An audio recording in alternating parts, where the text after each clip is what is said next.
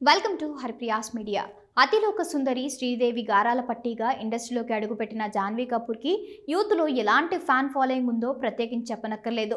దడక్ అనే హిందీ చిత్రం ద్వారా వెండితెర అరంగేట్రం చేసిన జాన్వీ కపూర్కి ఇప్పటి వరకు కెరియర్లో ఒక్క హిట్ కూడా లేదు. కానీ ఆమె అందంకి యూత్ మొత్తం మెంటలెక్కిపోతారు.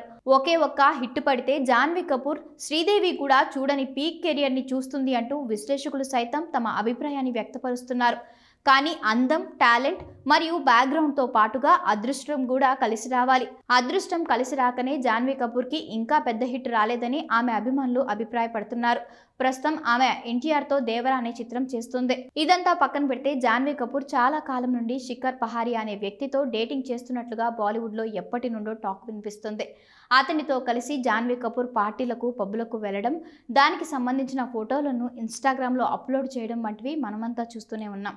అయితే రీసెంట్గానే వీళ్ళిద్దరూ మధ్యప్రదేశ్లోని ఉజ్జయిని జ్యోతిర్లింగ దేవాలయంలో పూజలు చేస్తూ కనిపించారు. వీళ్ళిద్దరి పూజా కార్యక్రమాలు చూసి ఎవరికీ తెలియకుండా ఉజ్జయిని దేవాలయంలో పెళ్లి చేసుకున్నారు అంటూ బాలీవుడ్లో ఒక వార్త జోరుగా ప్రచారం సాగుతుంది.